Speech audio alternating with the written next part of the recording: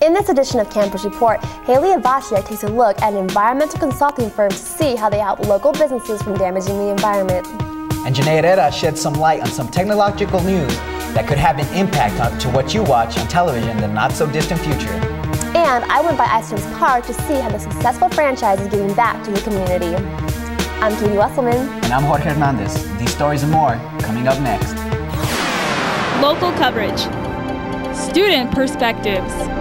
At the University of New Mexico, from the KNME studios, this is Campus Report.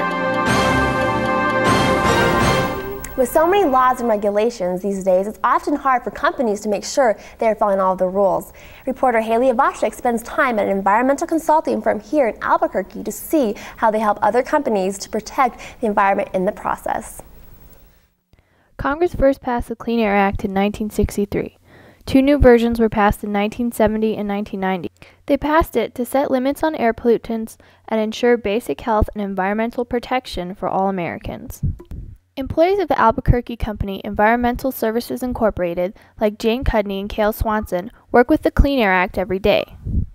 Way back when the air was dirtier, people got worried about it, and Congress decided to do something about it. It was a national act. But what it did is it set up a framework saying, we're going to regulate pollution, but here's a framework on how we're going to do it. And we'll leave it to the states, the tribes, the counties to decide the actual details of how it's implemented. In New Mexico, the Air Quality Bureau regulates for state lands outside of Indian land and Bernalillo County, the Air Quality Division for Bernalillo County, and the EPA for the tribe. Sudney says the firm helps clients get the permits they need to meet agency standards. The Clean Air Act imposes some laws on industries, and as time has gone on, the Clean Air Act has got more specific about what kind of industries, what kind of polluting emission sources need to be regulated, how much, when, why, what kind. So it's gotten stricter and stricter and more stringent as time has gone on, and so we help people get permits. Both employees expect changes in the near future for the company and the environment. Starting next year, we do annual emission inventories for companies. Every year, companies that have permits, large permits, have to report their actual emissions. And we're actually going to start doing that next year. We'll start looking at CO2.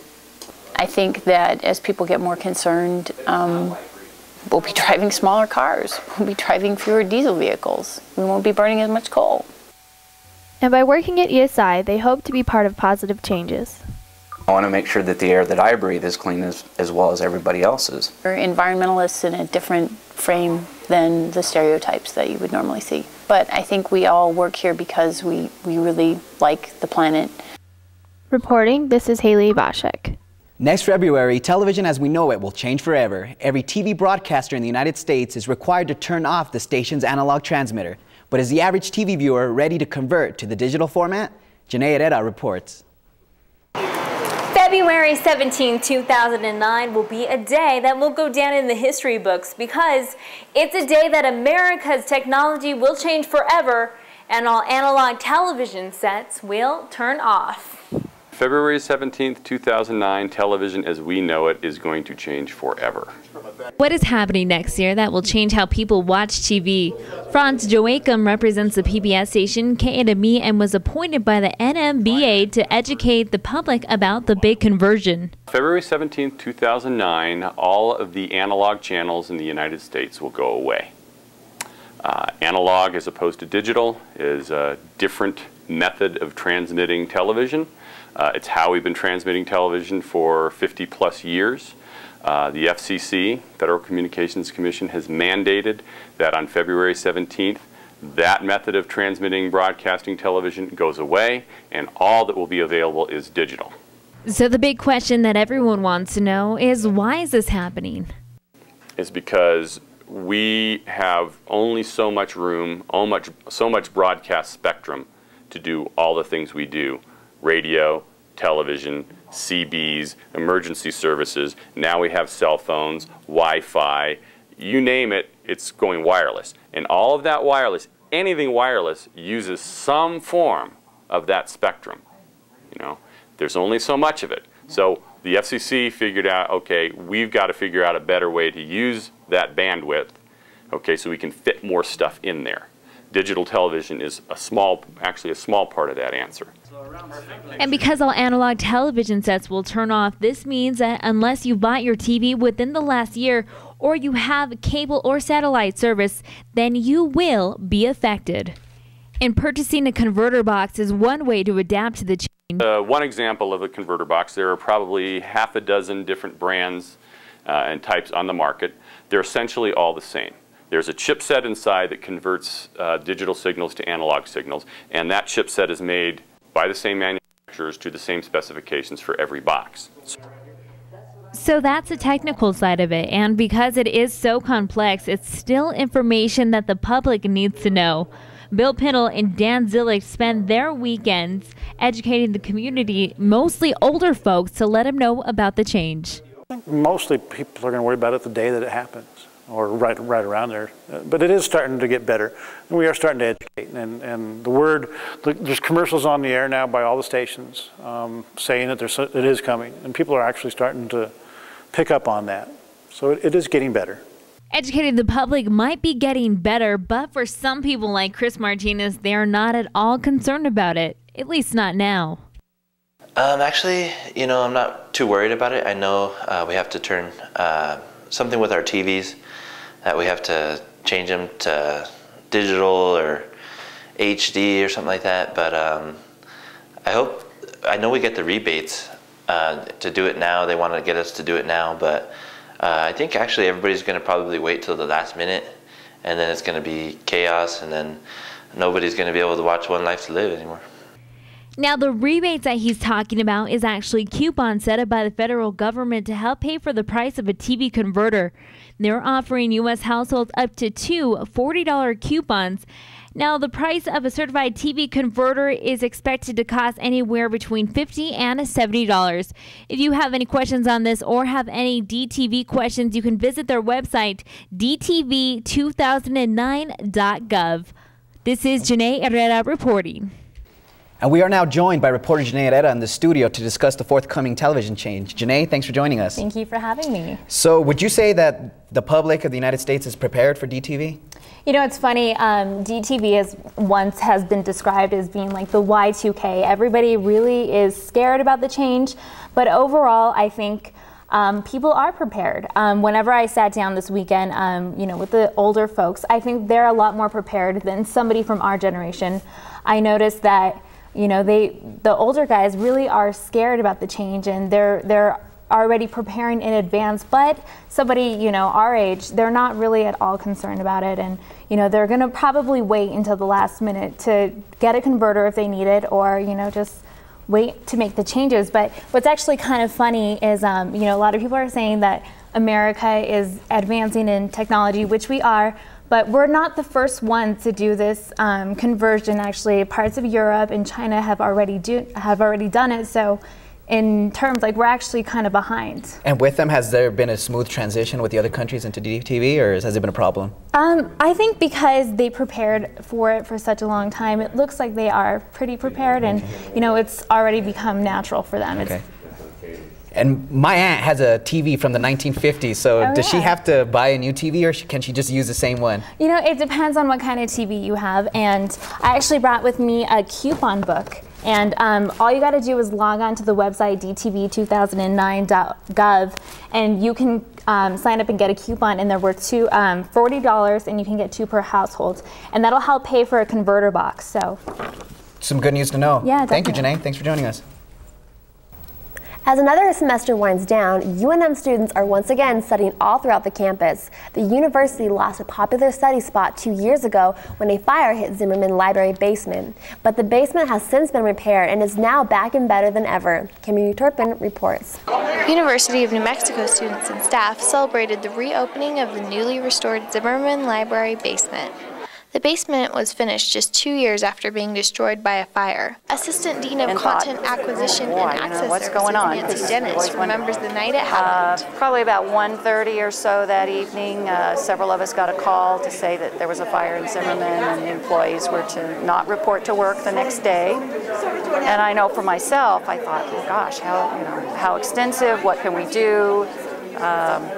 So it was really trying to get information, I think, and in some cases kind of not believing that it was even possible, hoping that it was very minor. The basement suffered damage from the fire, as well as extensive smoke and water damage. Staff members say although the damage was great, their biggest concern was for the students, because finals were right around the corner. Interim Provost Viola Flores says the staff worked with students from every college to provide help for their big tests. But when you talk to any of the other deans, they will tell you that the dean of this library and the staff of this library is here also to serve the students from all disciplines. The Dean of University Libraries, Martha Beddard, expressed how grateful they were for the money and books donated to restore the library's collections, and how much money the final project actually cost. This entire rebuild and restoration will cost the insurers in the neighborhood of $18 million. We sincerely appreciate everyone who's worked with us for these past 2 years. The newly finished basement features updates that some say probably wouldn't have happened without a disaster like this. It's kind of given the university libraries a chance to update the things that they had, an opportunity that probably would have been a lot longer in the coming if they hadn't had the fire. So seeing it open now is really nice to see the new compact shelving and the new readers and printers and see everything back in the building and people have the resources to use again. Reporting from Zimmerman Library, this is Kemi Turpin. Hundreds upon hundreds of classes are offered at the University of New Mexico each semester, but only one made helping the homeless its main goal. Brent Booher reports. Aaron Leback's professional writing class introduced students to a new form of public service during the spring semester. Students used their writing and design skills to create a booklet to aid the homeless people of Albuquerque. For students like Catherine Love, the end result of the booklet is enriching. The overall program or project is going to benefit the homeless people. Basically what it is the booklet, pocket guide, small, that's supposed to consist of addresses, names, numbers, phone, everything that they need to do, everything that they need to be able to reach, to take advantage of services. Some 1,000 booklets will be distributed among several organizations that assist Albuquerque's homeless. Fundraising for the book came from a class bake sale and donations from the English department. Student Jamie Riera from the booklet's design team explains the main purpose for the guide. The community actually needs a source where they can have one stop and they can search through and find several organizations that can help them. For example, someone might need a place to sleep at night, but they might also be looking for a job. And in order to do that, they might need computer access. So this document will basically give someone a little pamphlet they can carry around that tells them several organizations that can help them with several difficulties. Behind the class's effort, the group hopes to do their part to help the community. Reporting at Mitchell Hall, I am Brent Booher. And we are now joined by reporter Brent Booher to discuss this unique course. Brent, thanks for joining us. Not a problem. So how did you even hear about this class?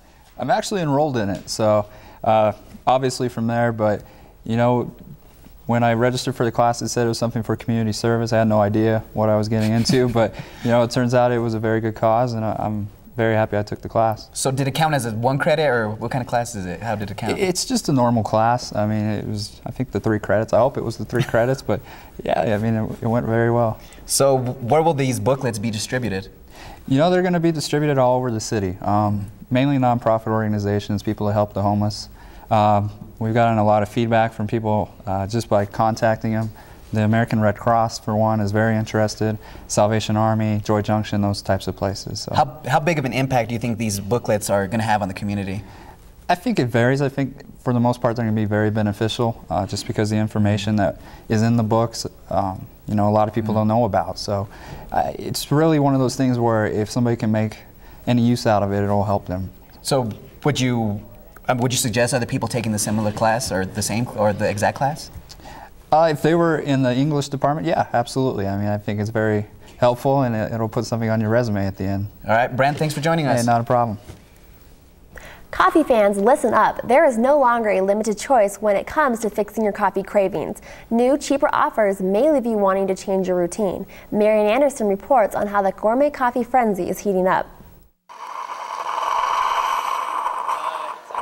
There's a battle brewing over where to get the best cup of joe, and the competition is getting heated. Now places like Starbucks and Satellite aren't your only choices when it comes to conquering your caffeine cravings. From iced lattes to black coffee, one fast food franchise is breathing down the necks of coffee giants.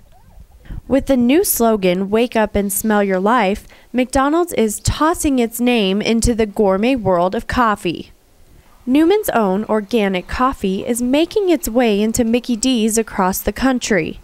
With the premiere of the high-end blend, the chain looks to capitalize on the ever-growing Java market. I think it's probably a good idea for them. I mean, everyone wants to change things and make improvements and build, and it's probably a good investment because I'm sure people will follow that way. Convenience and price are a big factor, especially with a possible recession. With these new options comes change. Many coffee fiends are passing by the local Starbucks and driving through the nearest home of the Golden Arches. If I knew, coffee was a lot cheaper somewhere else, I'd definitely go there. Saving money is very important, especially when we're in college and we're having a hard time, getting good jobs anyways, work part-time mostly. As far as the price difference goes, a small cup of coffee at Starbucks will cost you $1.79. The same at a McDonald's, $1.19. And if it's a latte you want, that'll run you at least $2.50 at Starbucks and just $1.59 at a local McDonald's. So what are you getting for the price at a place like Starbucks that you can't get from McDonald's? The price at Starbucks is you're paying for your drink to be made exactly to your specifications. Like, that's what we jump through hoops for. Like, you're paying for all the beverage changes, filling every little box on the container to change it however you want it made, and that's really what you're paying for, and I think that's what we offer over the competitors. And for some, the ambiance of a coffee shop is something you won't find at McDonald's. If I wanted to do my work, like a lot of times I go and I write and I get on the laptop, I'd rather go to Starbucks. It's a little more mellow. Don't have a bunch of kids jumping around, and you got more comfortable seats, so depends. Already, McDonald's has sent a jolt through the coffee community, launching coffee shops and espresso bars known as McCafes. And while they're becoming more and more popular in places in Europe and Asia, they've yet to catch on here in the States. But most people say it's only a matter of time. This is Marian Anderson reporting. Free for All Fruits is an organization created to preserving the vegetation in our local UNM neighborhoods. Danielle Flores reports on how this group plans to harvest this fruit and give it back to the community.